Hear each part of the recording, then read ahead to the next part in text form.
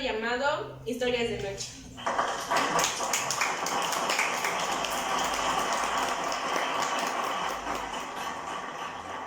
Mi nombre es Fanny Mendoza y en esta ocasión me encuentro con mi compañera reportera. ¿Qué tal? Buenas noches, me presento, mi nombre es Itzel Elizalde y el día de hoy vamos a abarcar algunos temitas que son muy importantes en la actualidad, como lo son los derechos humanos, las constituciones mexicanas, y también les tenemos preparados algunos personajes muy importantes en nuestro México. ¿Quiénes son? Bueno, pues hoy nos van a acompañar tres personajes muy importantes para nuestro México, que son Bartolomé de las Casas, Mariano Otero y Manuel Crescencio. Démosle la bienvenida. Pero antes nos parece muy importante darles un pequeño reportaje con mi compañera acerca de los derechos humanos. Pues bueno, ustedes se preguntarán ahí en casita, ¿qué son los derechos humanos? Pues bueno, los derechos no son más que derechos inherentes que tenemos todos los seres humanos sin distinción alguna. Esto haciendo de un lado lo que es la nacionalidad, el lugar de residencia, el sexo, el color, la religión, lengua u otra condición. Y pues el fin de todo esto pues servirá para el desarrollo integral de las personas. Claro, pues yo creo que los derechos humanos son para también conservar nuestra dignidad ante todas las situaciones que se presenten. Claro. Y pues bueno, se encuentran dentro de nuestro orden judicial nacional y se encuentra en la Constitución política, en todas las leyes nacionales e internacionales que tenemos y pues en los diferentes códigos que tenemos también, como derecho laboral, derecho civil, derecho fiscal, pues en todos nuestros códigos se encuentran los derechos humanos. Bueno, pues empezamos de una vez con nuestro reportaje acerca de la Constitución. Y bueno, pues la Constitución es un acuerdo de reglas de convivencia que tenemos para fijar los límites y pues se encuentra dividida en los tres poderes, que son el poder legislativo, el poder ejecutivo y el poder judicial. Y la Constitución, bueno, tiene ese nombre, se llama así porque integra, establece, organiza y constituye las normas que rigen nuestra sociedad. Vamos a empezar con lo que es la primera constitución que marcó nuestro país, que es la Constitución Política de la Monarquía Española de 1812, que es mejor. Y pues bueno, la Constitución es llamada así debido a que integra, establece, organiza y además va a constituir las normas que rigen nuestra sociedad. En primera instancia, pues tenemos lo que es la Constitución Política de la Monarquía Española de 1812, que es pues mejor conocida como la Constitución de Cádiz. ¿Qué nos puedes decir acerca de esta Constitución? Bueno, pues esta Constitución sobre todo se hizo para mantener la unidad fundamental de todo el país y fue en ese entonces pues invadido por Napoleón, ¿no? También es representada por 21 diputados en ese entonces. Estaba integrada por 10 títulos, subtítulos en capítulos y pues por 384 artículos. Sí, además la función legislativa pues estaba en manos de las Cortes, tanto como del Rey.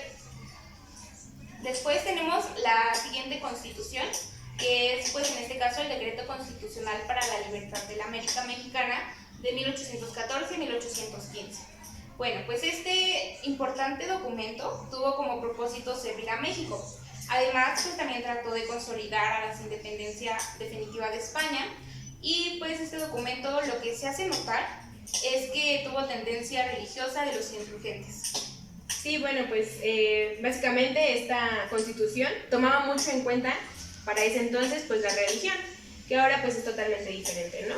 Y bueno, pues el artículo 19 de esta ley es la que señala que es igual para todos, para todas las personas, sin distinción alguna, y para todos los ciudadanos. Tenemos la tercera Constitución, que es la Constitución Federal de los Estados Unidos Mexicanos, fundada el 4 de octubre de 1824. Pues bueno, ¿qué les digo? Los constituyentes estaban más interesados en lo que era el establecimiento de un régimen federal o central que en los derechos humanos. O sea, en este caso su objetivo no se centraba tanto en los derechos humanos como en las que más adelante les vamos a comentar. Además que uno de sus fundamentos centrales era la idea clásica de la separación de poderes, que son los tres poderes que conocemos, el poder judicial, legislativo y el poder legislativo, ejecutivo y judicial. Esta Constitución de 1824 es como se empieza a dar el sistema federal. O sea, en esta constitución fue donde se estableció totalmente el sistema federal y pues así es como tenemos actualmente nuestro sistema. Sí. Y pues también podemos hablar sobre otro tema importante, que son las leyes constitucionales de 1836. Bueno, pues esta constitución está formada de la manera tradicional que ya teníamos generados con las demás constituciones, solamente que en esta se generaron 7 leyes muy importantes y cada ley pues estaba con sus artículos. Sí, de hecho pues estas leyes sí encuadraban con los derechos humanos, como lo dijo aquí mi compañera Fanny, porque en la anterior constitución que vimos ese no era su propósito o no es en lo que se centraba. Además, uno de los derechos que establece esta constitución, o más bien estas 7 leyes, es el derecho de propiedad, el derecho de libertad personal, la libertad de tránsito, así como la libertad de expresión. Y pues bueno, obviamente así como tenemos nuestros derechos, también existen ciertas obligaciones. Entre ellas era profesar la religión católica, así como respetar a la Constitución, obedecer a las autoridades y defender la patria. Claro, pues creo que uno de los problemas por los cuales esta constitución tuvo que cambiar era porque estaba muy metida con la religión católica y pues actualmente no es así. Actualmente tenemos nuestras leyes totalmente divididas o aparte de nuestra religión. Entonces me parece un punto muy bueno para esta constitución. Pues bueno, como siguiente tenemos lo que es el Acta de Reformas de 1847. Esta obra indiscutiblemente es de el personaje que ahorita más adelante va a presentarse en este programa, que es Mariano Otero. Pues bueno, ¿qué les digo? A través de esta acta se restauró la vigencia de la Constitución de 1824 y por ende el federalismo. Claro, por supuesto. Debía ser reformado para que se contemplara la Declaración de Derechos del Hombre y del Ciudadano. Y pues como una forma de protección a organizar los derechos de las personas, lo que propuso fue la inclusión en el texto constitucional del juicio de amparo, un tema también muy importante en México. Claro, pues ahí creo que estas reformas fue cuando entró de lleno el juicio de amparo, que más adelante vamos a tener un personaje que es Mariano Otero, que nos va a platicar un poco más de lo que hizo, de cómo él ve el amparo y pues todas las maravillas, ¿no? De lo que es el juicio de amparo. Para que también se adentren ustedes al tema y conozcan a este gran personaje. Claro, nuestra siguiente constitución, amiga, ¿cuál es? Pues bueno, la siguiente es la Constitución Federal de los Estados Unidos Mexicanos de 1857. Pues bueno, dentro de este documento importante se plasmaron algunos principios básicos de lo que era el liberalismo político, así como también se va a hablar de que el ser humano es libre, igual ante la ley, como les dije, sin distinción alguna. Bueno, pues yo creo que lo que hay que rescatar de este documento es que se consagran las libertades de enseñanza, las libertades de trabajo, de pensamiento, petición, comercio, posesión de armas, obviamente esto nada más para el domicilio como defensa propia. Claro. Y pues de libre tránsito. Aquí fue donde se empezó con la división entre los poderes y la religión. O sea, aquí fue con esta constitución es donde empezaron poco a poco a quitar la religión de esto. La desvinculación amistosa, ¿no?, que tenían entre ellas. Sí, entonces no como las demás que se veían. Sí. Y también pues un punto a rescatar, que puedo considerar que es un punto muy importante, es que aquí se va a empezar a contemplar de manera más clara lo que es el juicio de amparo. Aquí es en donde empieza de manera clara y precisa. Ya empieza todo. Sí, el amparo. Y pues bueno, como último tenemos lo que es la Constitución Política de los Estados Unidos Mexicanos de 1917, que es la actual constitución que nos rige a nosotros. Sí. Que pues bueno, los derechos humanos en esta constitución están contenidos en el capítulo primero, por si gustan ustedes ahí en casita checarle, que habla sobre las garantías individuales. Sí, bueno, en los primeros en los primeros artículos de esta constitución es en donde se encuentran ya las garantías individuales, en donde ya se encuentra todo esto de los derechos humanos, pero de manera plasmada en este documento, que es tan importante para nosotros. Y pues esta constitución, a diferencia de todas las demás, es que es producto de las garantías sociales por los movimientos sociales que hubo a partir de 1910 a 1917, que fue pues nuestra revolución. Y pues ya por último, en esta constitución, pues ahora sí que el control de constitucionalidad más importante que tiene México, así es, señores, es el juicio de amparo. Bueno, pues eso es todo. Pero antes les vamos a dar algunas conclusiones que entre mi compañera y yo sacamos, que es que en casi todas las constituciones que abarcamos, que en total fueron 7, o sea, son 7 las que han marcado nuestro México, es que se contemplan las mismas decisiones fundamentales. Y pues de cierta forma la Constitución de 1917 y la de 1992 se había cambiado normas, pero pues como tal estas no alteran en nada las decisiones fundamentales. Pues sí, todas tenían la misma esencia de proteger a los derechos humanos, nada más que pues se fueron perfeccionando algunas leyes, así como también pues se fue quitando la religión y diferentes cambios que hicieron todos para bien. Como todo, ¿no? Todo va evolucionando en esta vida. Sí, bueno, pues esto es todo por parte de nuestra reportera. Muchas gracias por haber venido al programa. Un gusto estar aquí contigo y pues ya. Sí, cuando gustes eres bienvenida en este programa. Muchas gracias. Aplausos, por favor.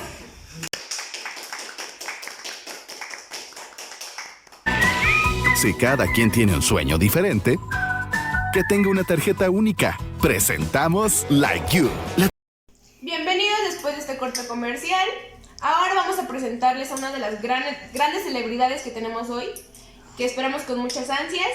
Bueno, pues él es un jurista y político mexicano.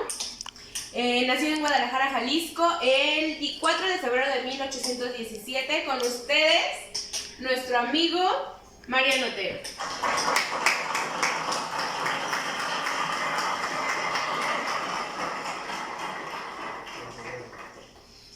Muchas gracias, Mondolí, por invitarme a tu programa esta noche.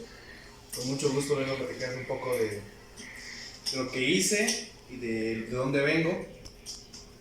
Yo a la edad de los 10 años empecé a trabajar en el pueblo donde soy. Yo soy de Guadalajara, Jalisco. Empecé a trabajar en una fábrica donde producían vino de maguey, de varios esos. Conforme fui avanzando, mis patrones me dieron la oportunidad de tener un estudio, con lo que poco a poco, después de estudiar primaria y secundaria, me gradué de bachilleres con un puesto de licenciado civil. Al año siguiente terminé mi carrera como abogado. Después estuve en las elecciones de Guadalajara, las gané, las elecciones, estuve en Guadalajara durante 2 años. Posteriormente me dirigí a la Ciudad de México para las campañas por la alcaldía del estado por el Distrito Federal. En ese tiempo. Mucho tiempo trabajé ahí, estuve trabajando con un compañero, con Manuel Crescencio, tuvimos varias autorías, tuvimos algunos casos juntos donde empezamos a desarrollar y a saber qué era más el amparo para una persona. Posteriormente, durante mi sexenio que estuve yo, fue cuando estuvo la guerra contra Estados Unidos, cuando el presidente Guadalupe Victoria perdió una gran parte de México, claro, la cual fue Nuevo México, California, Texas. Varios amigos extranjeros que venían de Brasil, de Venezuela, en ese tiempo no tenían mucho de haber sido conquistados, donde yo promoví como un apoyo entre nosotros para que pudiéramos renovar o recuperar las tierras que perdimos en ese tiempo, pero pues no tuve tanta ayuda de los altos poderes que estaban en ese tiempo. Después, junto a Crescencio, tratamos de como liberar, apoyar un poco más a las personas que no sabrían sobre el derecho, que tuvieran una forma de defenderse, de saber actuar sobre ciertas circunstancias.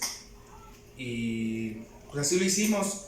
En 1848, si no me equivoco, publicamos las primeras escrituras que hicimos yo y él sobre el amparo, el cómo se promovía, el por qué se promovía, por qué vía y quiénes eran los que los podían hacer. No sé si tengas alguna pregunta que... Bueno, pues la verdad agradezco que hayas venido a este programa. Sabemos que tienes una agenda muy ocupada, de verdad muchas gracias. Pues sí, yo estaba muy consciente sobre lo que había dicho con Manuel, que tú fuiste uno de los que empezó el juicio de amparo junto con él a lo largo de pues, su trayectoria estudiando Derecho. Ahora que me comentas acerca de la guerra de Estados Unidos, ¿qué me puedes comentar de eso? Yo estuve muy frustrado con la pérdida de un gran territorio. Perdimos alrededor de un 35% de territorio que teníamos en ese entonces.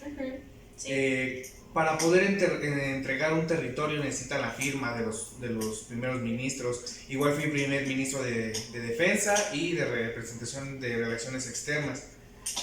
Después de eso como que ya no tuvieron mucho acuerdo conmigo porque yo no firmé el tratado para dar la parte de México, pero pues aún así habíamos perdido. Claro. Yo lo quería retomar y recuperar, pero era mucho proceso y muchas cosas que la verdad no me quisieron apoyar.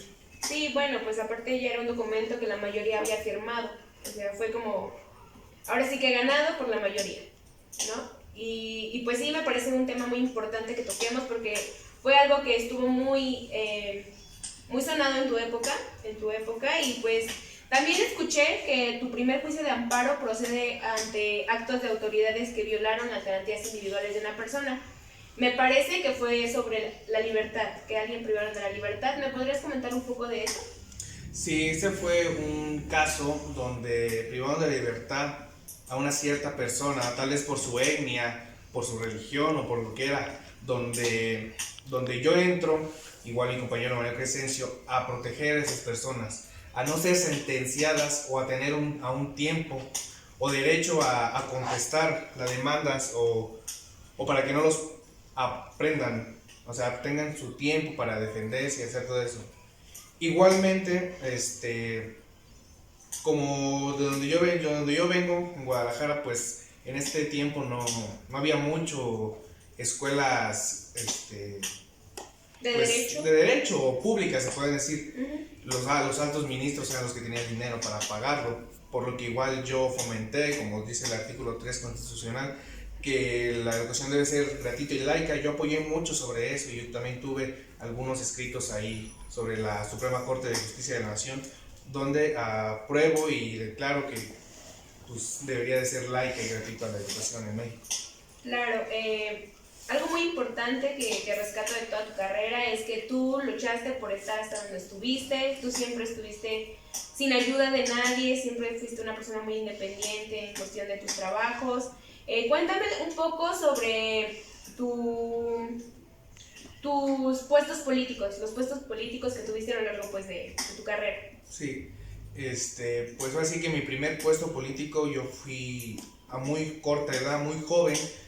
A la edad de 29 años yo ya era pues presidente municipal y del estado de Guadalajara, Jalisco. Yo fui muy joven, tuve ese puesto. Posteriormente, 2 años después, lo dejé y me fui sobre la alcaldía del estado, del Distrito Federal en ese tiempo. Igualmente lo gané y tuve 2 elecciones continuas. Por lo que yo tenía como un tiempo ahí y ya un cierto poder, fue por lo que yo quise retomar la guerra después de que había terminado. La guerra terminó y a los 2 años yo la quería retomar para recuperar el territorio perdido, pero sin embargo a la misma vez estaba peleando por los derechos de las personas que estábamos pues, en México. Sí, bueno, pues sí, fue una trayectoria muy buena la que tienes o tuviste a lo largo de tu vida, que fue pues, una situación difícil. Pasaste una situación difícil, llegó la guerra, perdimos territorio, y pues yo tengo entendido que tú fuiste uno de los pocos que se opusieron a ese tratado de Guadalupe Hidalgo que pasó en ese entonces. Pues agradezco mucho los avances que hiciste en cuestión de amparo con mi compañero Manuel. Agradezco mucho todas las aportaciones que tuviste, porque todas fueron para bien para nuestro territorio, y de verdad es un gusto tenerte en este programa. ¿Algo más que quieras comentarnos? No, pues así que antes de retirarme tengo una agenda muy ocupada, cerrada, muy ocupada. Lo sabemos. Una frase que entre yo y mi compañero Manuel Crescencio hicimos, que tengo aquí anotada, que dice que la justicia es la unión que ampara y protege. Eso en pocas palabras es lo que es el amparo. Y muchas gracias. gracias por invitarme a tu programa. A ti, muchas gracias por venir, un gusto como siempre, ¿verdad?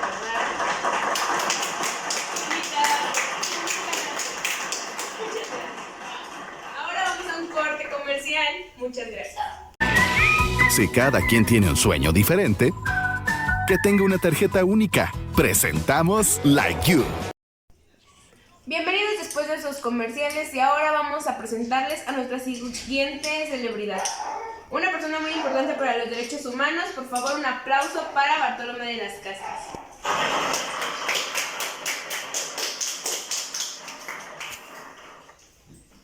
Pues buenas noches, muchas gracias por invitarme aquí a tu programa y estar aquí presente para poder hacer conocer un poquito de la historia de los derechos humanos, sobre mi historia, y pues es un gusto estar aquí con ustedes. Pues un gusto que estés en nuestro programa, sabemos que eres una persona muy ocupada, de verdad agradecemos mucho el hecho que hayas podido venir.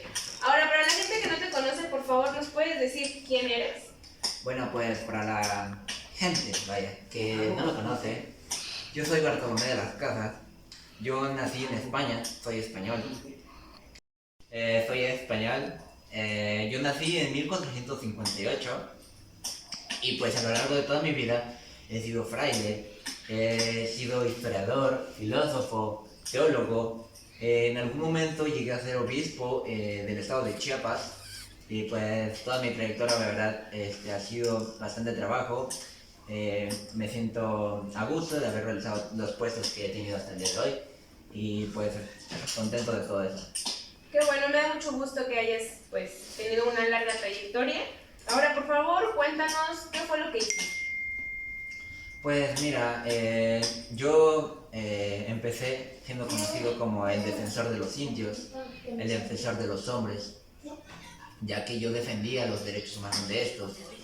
En mis tiempos existía mucho la esclavitud, lo cual yo, en el momento de toda mi trayectoria, yo simplemente me dedicaba a ser obispo, me dedicaba a ser filósofo, teólogo, etcétera, pero no fue hasta que un tiempo empecé a ver las condiciones en las que trataban a las demás personas, que había muchas personas a las que se les negaba el derecho, se les negaba la salud, se les negaba el trabajo, la salud, y pues más que nada fue una cosa que en primera instancia se me hizo pues algo que está mal totalmente, ya que todas las personas somos iguales. Entonces yo empecé defendiendo los derechos humanos, empecé principalmente con los hombres, que eran los más agredidos en ese entonces, ya que eran esclavos, como ya lo había mencionado. Y pues simplemente soy conocido así, como el defensor de los indios y de los hombres. Sí, entendemos que fuiste una parte muy importante para los derechos humanos. Crees aquí que en tu época, pues ahora son considerados unos pilares para nuestra Constitución. Por favor, cuéntanos cuáles fueron los derechos que defendiste principalmente. Pues mira, te cuento, yo empecé defendiendo el derecho a la libertad, más que nada, ya que al ver a los esclavos se me hacía una total injusticia que no pudieran disfrutar de su libertad y que se les privara de ella. Aparte de vivir en óptimas condiciones de salud, no era un trabajo digno, vaya. Entonces yo empecé defendiendo la libertad del hombre. Posteriormente defendí su salud, las condiciones, que si trabajaban en algo es de que porque iban a tener salud y no se les iba a perjudicar en nada. También una parte importante que defendí fue las creencias y sobre la libertad de expresión. En aquellos tiempos la creencia, que tú tuvieras una creencia era nulo, no se podía, ya que en esos tiempos solamente se creía en la religión cristiana. Las personas no tenían derecho de elegir a sus creencias y no se les permitía, las personas que creían en eso, a los esclavos no se les permitía escuchar la predicción de la palabra. Entonces se me hizo algo bastante injusto, ya que eso dependía más que nada de la clase social a la que pertenecía. Entonces yo defendí eso. Otro también defendí a la vivienda. La vivienda es una parte muy importante en la vida de un hombre, ya que es donde va a llegar a hospedar después de un largo día de trabajo, así como los esclavos, donde vivían en viviendas que no eran nada habitables, ya que estaban en pésimas condiciones. Y pues eso fue un poco de los derechos que recalqué y que traté de defender a lo largo de toda mi vida. Claro, pues también tenemos entendido que gracias a ti se nos dio el derecho al agua, a la vestimenta y a diferentes factores que ahora, como te repito, son pues derechos fundamentales para todo ser humano, internacionalmente y nacionalmente. Ahora, pues cuéntanos por qué empezaste, cuál fue la motivación que tuviste para empezar todo esto. Pues mira, yo aproximadamente a mis 30 años fue cuando empecé a notar más este abuso de la violación de los derechos. Al notarlo yo en ese tiempo era obispo de Chiapas. Yo trabajaba en una cosa distinta. Entonces yo a la edad de 30 años, por 1514, fue cuando me empecé a dar cuenta de esto. Y fue cuando empecé a dedicar mi vida a esto.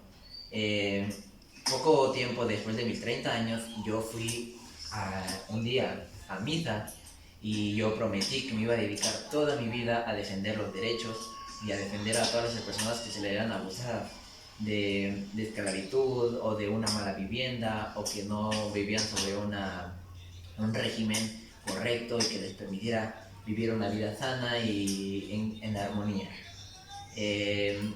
Como dato, una vez en 1514, 1515, fui a visitar al rey en ese entonces, Fernando el Católico, y quien era quien regía los lugares. Le dije que tratáramos de llegar a un acuerdo para que todos esos derechos violados se pudieran corresponder de una manera en que todos tuvieran lo mismo. Entonces fui y le hice una aclaración al rey, le envié una carta y me presenté personalmente con él para decirle que no estaba bien lo que estaba pasando en el país. Lo que él me respondió, normal, que era imposible cambiar su régimen de gobierno, vaya, ya que según él su sociedad estaba funcionando como a él quería. Entonces, pues la verdad fue algo que no tuve ningún apoyo. Y fue lo que dije, voy a empezar a luchar por los derechos de los hombres. Y fue cuando ahí me dediqué, y como te lo dije, fui a la iglesia y juré que iba a defender los derechos por toda mi vida. Bueno, pues hasta el momento tenemos muy claro que has defendido todos estos derechos a lo largo de tu vida, ves ese juramento que hiciste, obviamente pues al rey no le iba a parecer que cambiara su forma de gobernar. Y pues de verdad te agradecemos todos por todo lo que hiciste y todo lo que aportaste para nuestra Constitución, para nuestra vida, y no nada más para nosotros, sino para todo el mundo. De verdad, muchas gracias. Y por último, por favor, cuéntanos cuál es tu pensamiento. Pues mira, yo tengo un pensamiento que lo he repetido a lo largo de toda esta historia. Y pues pueden darme su opinión sobre lo que piensan, pero yo siempre he dicho que todos los hombres son racionales y libres, que me basé en ese pensamiento al defender sus derechos, ya que todos tenemos la misma estructura en cuerpo y alma. Y todos tenemos la voluntad y tenemos un entendimiento, entonces nadie es distinto a nadie. Obviamente cada quien tiene sus diferencias y cada quien es distinto a otro, pero en cuestión de alma y estructura y ser tratados como personas, todos somos iguales. Tienes toda la razón, de verdad, muchas gracias por haber asistido a este programa. Un aplauso, por favor. Muchas gracias. Muchas gracias a ti. Gracias.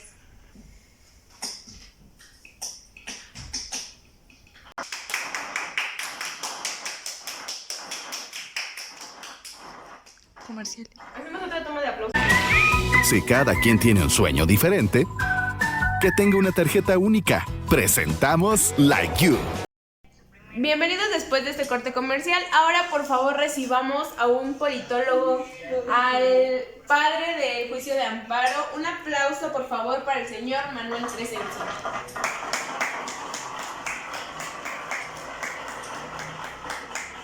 Hola, Manuel, ¿cómo te encuentras? Hola, Fanny, pues muchas gracias primero que nada por invitarme aquí a tu programa. A ti muchas gracias por venir. La verdad es que después de tantos años siendo perseguido por las autoridades, después de tantos años en prisión, Siempre soy una persona que está en el ojo público, pero pues estar aquí de nuevo es un poco extraño para mí, pero pues aquí estamos, a tus órdenes. Bueno, pues muchas gracias por haber venido. Sabemos que tienes pues una agenda también bastante ocupada. Ahora, por favor, cuéntanos, para la gente que no te conoce, ¿quién eres? Sí, claro, bueno, para la gente que no me conoce, yo soy un hombre que nació en el estado de Yucatán en el año de 1799, en una pequeña ciudad de la región de los Chenes llamada Bolonchen-Ticul, que pues años después pasó a separarse de ese estado para formar parte de Campeche. Actualmente ya no se llama Bolonchen-Ticul, se llama Bolonchen de Rejón, a mi nombre, claro. Yo soy un hombre considerado polifacético, puesto que me desarrollé en muchos ámbitos al mismo tiempo a lo largo de los años, principalmente como en la cuestión política. Lo que fui senador, fui magistrado, fui diputado, un orador excelente, un escritor, periodista, soy un hombre de leyes, diplomático más que nada, ¿no? Eso es en cuestión a mi biografía. Bueno, pues la verdad es que eres una persona que ha estudiado mucho a lo largo de todos tus años. Se nota la preparación. Ahora, por favor, cuéntanos, ¿qué aportaciones políticas tuviste? Aportaciones políticas. Bueno, primero que nada, tenía como 20 y tantos años. Como comencé como diputado. Aporté principalmente a la Constitución yucateca, que entró en vigor en el año de 1841. La reforma que implementé fue, primero que nada, yo quería independizar al estado de Yucatán del resto del país. Eso siempre fue un hecho para mí. Lamentablemente nunca lo logré, pero lo que sí logré fueron hacer muchas reformas. Primero que nada en la cuestión educativa. Quería implementar una universidad que fuera autónoma de Yucatán para los estudiantes, claro que sí. Y pues algo que llevé a cabo a nivel nacional, pero claro, desde luego empecé por Yucatán, fue una reforma política que se diera para los derechos humanos, en favor de los derechos humanos, como ya te comentaba mi compañero que pasó hace un momento, Mariano Otero. Sí. Él y yo llevamos a cabo lo que fue el juicio de amparo. Nació el juicio de amparo derivado de una de nuestras reformas, al artículo 6 de la reforma yucateca, que era lo que te comentaba aquí. Yo pretendía que tuvieran el mismo poder, lo que son el poder ejecutivo, legislativo y judicial, puesto que para ese año, en ese entonces, el poder judicial tenía un poquito de menos peso, en contradicción con los otros dos poderes, puesto que no era muy tomado en cuenta. Necesitaba la autoridad de las otras dos instancias para llevarse a cabo, y pues no. Yo pretendía que el poder judicial tuviera la misma autonomía que los otros dos, para que pudiera llevar en sus manos a cabo los casos en los que se violentaran los derechos humanos y se encargara personalmente de que se cumplieran las leyes, de que se respetaran los derechos humanos de las personas. Esto fue como por el año 1824, mientras yo, cuando inicié la reforma, vaya, te repito, esto entró en vigor hasta 1841, pero desde 1826 fue que yo comencé con esto. Durante entonces, estamos hablando del año en el que pues, gobernaba el presidente Santa Anna. Fue un relajo, la verdad es que fue un relajo, te lo puedo decir, porque pasaron muchísimas cosas a la vez. Ya se considera historia muchos años después, pero a como yo lo recuerdo fue un infierno, eso se lo puedo decir. Empezamos con el hecho de que, estamos llevando a cabo las reformas políticas. ¿Qué sucede? Tenemos a Santa Anna como presidente, recién nos independizamos como nación, México acaba de obtener su revolución en el año de 1821, y para este año aparece este personaje, seguramente lo conoces, Agustín de Iturbide. Sí, claro, personaje de nuestra historia actual. Claro, la verdad es que yo no me callé nada bien. Como persona, como hombre, como político, como militar, como todas las cosas que fue ese señor, no lo toleraba por la simple y sencilla razón de que se autoproclamó emperador. Claro. Que todos, hazme el favor. Sí, ¿Qué es eso? Un tema, Es todo un tema, porque pues estamos hablando de que acabamos de obtener nuestra independencia, estamos tratando de que nuestro país se encaminara a un gobierno democrático, y llega este señor a decirse emperador y a volverse un monarca y a querer devolvernos a una anarquía, y pues la verdad es que, pues no, yo me opuse a su movimiento. La verdad es que incluso implementé un escrito manifestando la situación. ¿Y qué pasa? Que este señor, con más autoridad que yo en este momento, siendo de un rango aparentemente más alto, me envía a la cárcel. Y empieza una disputa con él de muchos años. Muchos años, pero pues ya, me manda a la cárcel, salgo de ahí unos cuantos años después. Regreso igual, en el gobierno de Santa Anna, regreso como ministra.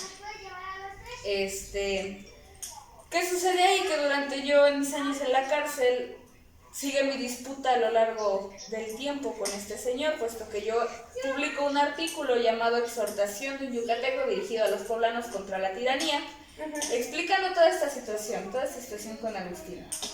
Este señor se enoja más de lo que ya estaba, acrecenta nuestra rivalidad, pero pues bueno, fui protegido de Santa Anna, puesto que con el paso de los años yo adquirí un poder muy grande con el pueblo. Todos apoyaban este movimiento, todos apoyaban mis reformas, todo el pueblo estaba de mi lado y pues a nuestro queridísimo presidente Santa Anna pues le convenía tenerme de su lado, entonces me acoge como ministro, me tiene de su lado, me refugia en Sudamérica, me vuelve ministro de Sudamérica. Ya con el paso de los años tengo la posibilidad de volver a Yucatán y pues vuelvo igual como ministro.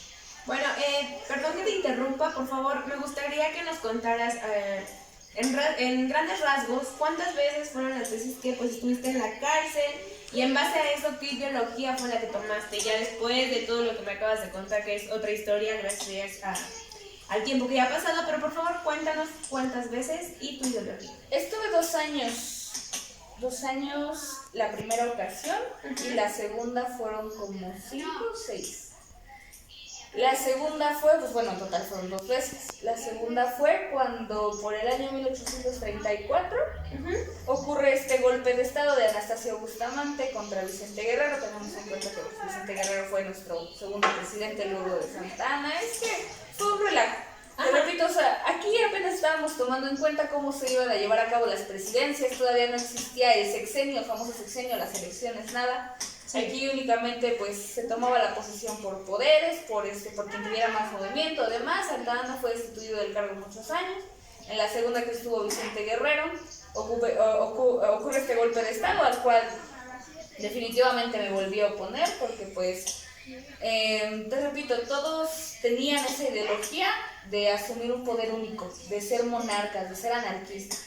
Y pues mi ideología en sí es federalista, en primera porque te repito, yo quería separar a Yucatán del resto del país, y en segunda porque yo defendía mucho los derechos humanos. Al suceder esto me vuelve a mandar ahora Vicente Guerrero a la cárcel por oponerme a su movimiento. Y pues ya, esta es la segunda ocasión en la cual estuviste en la cárcel. Salgo de la cárcel en esta segunda ocasión, voy y me refugio en Estados Unidos. Tengo la posibilidad, gracias a Santa Anna, nuevamente de volver y regreso como ministro de Relaciones Exteriores. Ok, muchas gracias por lo que acabas de decir. Ahora, por favor, cuéntanos qué relación tuviste con el juicio de amparo, cómo fue como empezaste, qué aportaciones tienes con Otero, me parece, una de las celebridades que acaban de pasar este programa también. Ahora, cuéntanos más sobre el juicio de amparo. Para el juicio de amparo. Pues bueno, en cuestión al juicio de amparo, tenemos este caso muy sonado como el primero de muchos, llamado Amparo Balay. Pues me hubiera gustado, ¿verdad? La verdad que se hubiera dado más que nada por una cuestión real, una cuestión personal de que se protegieran los derechos de los indígenas, más que nada, que era lo que pues era el objetivo en estos años. Pero pues no fue así, fue lamentablemente y favorable también una cuestión política, una cuestión de diferencias políticas. Por un ex juez en materia civil de apellido Balay, la verdad es que no recuerdo su nombre, pero pues se bautizó así este juicio, este sonado juicio. ¿Qué sucedió aquí? Que este hombre ya destituido de sus cargos, jubilado un tiempo después, se encontraba en un barco, en una nave de nombre inglés. Fue destituido del mismo, lo detuvieron, a él y a unos cuantos personajes más, eran alrededor de 30 personas, 30 figuras políticas. por llevar aparentemente personas de contrabando de un país a otro, lo cual fue completamente una mentira. Pero pues, ¿qué sucede aquí? Los detienen, no les dicen ni siquiera por qué, los retienen en un lugar que ni siquiera era una cárcel, era un escondite aparente cerca de una cárcel, pero los tenían presos sin explicarles el por qué. Esta fue la situación. En nuestra reforma nosotros, yo tenía la finalidad de que eso, de que al defender los derechos humanos de la persona, en el momento de su detención, bien lo dice el artículo 6 de la Constitución yucateca, al ser humano se le tiene que hacer saber los cargos por los que se le imputan. Él tiene derecho a que no lo traten mal al momento de su detención, a que pues se conserve su dignidad, su privacidad en el momento del mismo, y pues esto fue lo que sucedió con ellos, este fue el pero, que no les dijeron absolutamente nada. ¿Qué sucede? Para buena o mala suerte de esta persona, con diferencias políticas, que se encargó de meterlo a la cárcel o de privarlo de su libertad, mejor dicho, esta persona tenía conocimiento en materia civil, conocía de las reformas, acude ante un juez de primera instancia, conocimiento del protocolo de agote de recursos, antes de parar con nuestro juicio de amparo, que ya es como que la máxima, ya dictada una sentencia en la que se les acusa, ¿no? Se les hace una acusación por contrabando.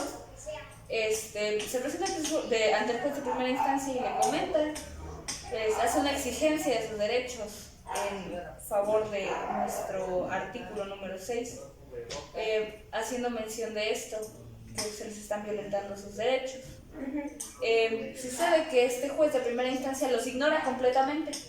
Los ignora completamente porque una autoridad máxima a él les dice que no, que ellos no están detenidos por algún cargo que se les impute. O sea, lo que él alega a esta autoridad máxima es que están detenidos por su protección, o sea, para protegerlos de unos cuantos peligros en los que ellos se encontraban afuera, pero ellos no lo sabían, ¿no?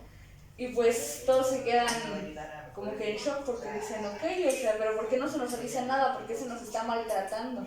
Sí. ¿No? Llevan a cabo este juicio pues, durante varios años. Sucede que no se les hace caso. Sucede que ya se iban a escapar de ese lugar. Ya habían, al menos eso fue lo que alcanzaron a hacer. Por eso es que fue sonado, porque alcanzaron a llevar su caso al juez de primera instancia. Ya, hacen este procedimiento, pero pues siguen encerrados durante varios años y deciden, ¿saben qué? Como esto, todo es un revoltijo, porque seguíamos en guerra, porque muchísimas cuestiones políticas, deciden escapar. Se les da una luz verde, se les avisa, ¿saben qué? Tal noche pueden salir, nadie los va a ver. Llevaban ayuda de unas cuantas autoridades policíacas que estaban en el lugar donde los tenían detenidos. Ya lo iban a lograr, eso sí, ya estaban a nada. Pero no sucedió, ¿por qué? Porque alguien, en traición a esta cuestión, da aviso de que van a escaparse, y esa misma noche mandan al ejército, a la Guardia Nacional, a matarlos, básicamente. Matan a todos, incluido aquí a nuestro ex juez en materia civil, Balay. Los asesinan a todos y pues ya no se vuelve a dar, ya no se da pie, ya no se da seguimiento a nuestro procedimiento.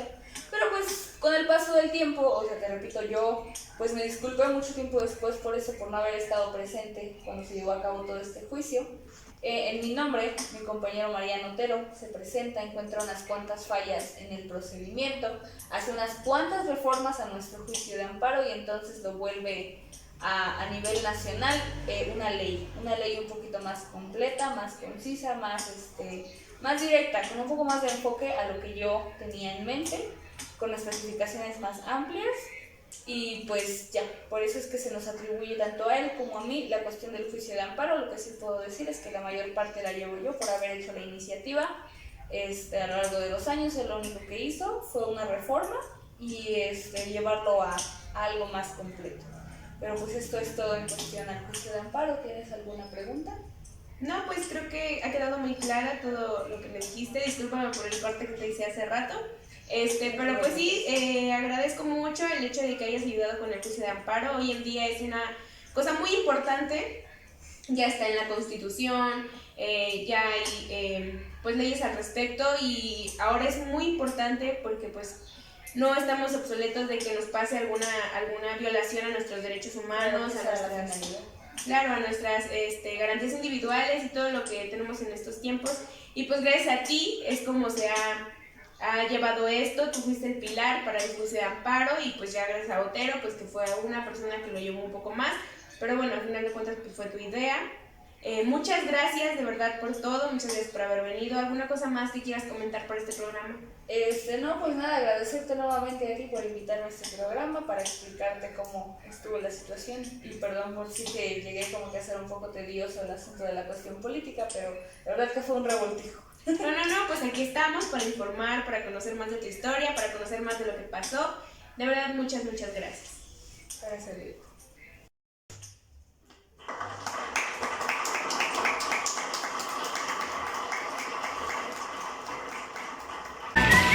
Si cada quien tiene un sueño diferente, que tenga una tarjeta única. Presentamos Like You. Por último, después de este corte comercial, bueno, pues invité a mi compañera Márquez Acevedo, Fabiola, a que nos diera una pequeña plática sobre los antecedentes de los derechos humanos. Hola, ¿cómo estás? Hola Fanny, buenas noches. Primero que nada, muchas gracias por invitarme aquí a tu programa. Pues nada, tengo entendido que vamos a hablar sobre los derechos humanos, pero habías comentado que tú nos vas a dar una pequeña introducción previa. Sí, así es.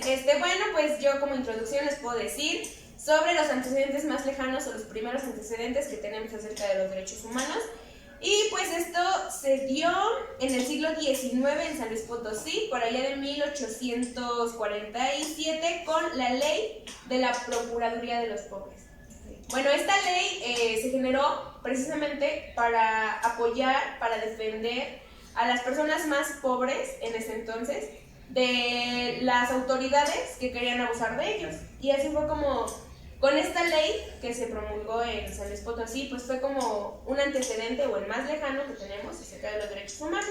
Después me dijiste que íbamos a comentar algo. Sí, claro que sí. Bueno, tomando en cuenta lo que nos acabas de comentar, tengo entendido también que en 1975 se creó la Procuraduría Federal del Consumidor y pues la finalidad de esta era la defensa de los derechos de los individuos, que es lo mismo que nos acabas de comentar tú. Todo va en fan de los derechos del individuo. Sí, bueno, después de eso, el 3 de enero de 1979, se creó la defensa de los derechos humanos en Nuevo León. Y esto pues fue gracias a un gobernador que en ese entonces tenía, que es el señor Pedro Zorrilla. Y pues bueno, pues también tenemos otro antecedente, el día 3 de enero de 1979, y esto fue en Nuevo León, gracias a un gobernador que tenía, que fue el que también empezó con la defensa de los derechos humanos. Sí, claro.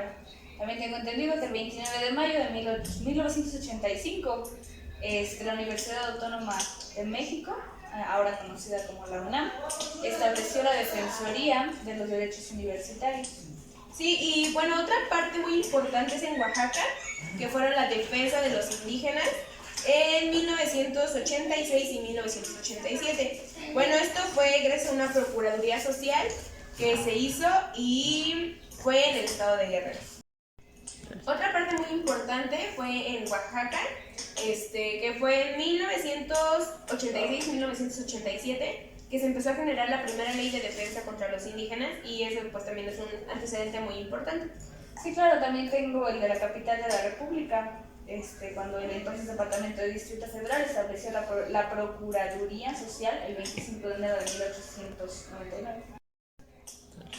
El día 13 de febrero de 1989 fue cuando se creó la Secretaría la Secretaría de Gobernación. Fue quien creó la Dirección General de los Derechos Humanos aquí en México, después de la creación de la comisión. Ok. Sí, en base a lo que me acabas de decir, el 6 de junio continuamente de 1990, nace por un decreto presidencial, ahora sí en forma, una institución denominada Comisión Nacional de los Derechos Humanos, CNDH, sus siglas, constituyéndose entonces como un organismo desconcentrado de esta Secretaría.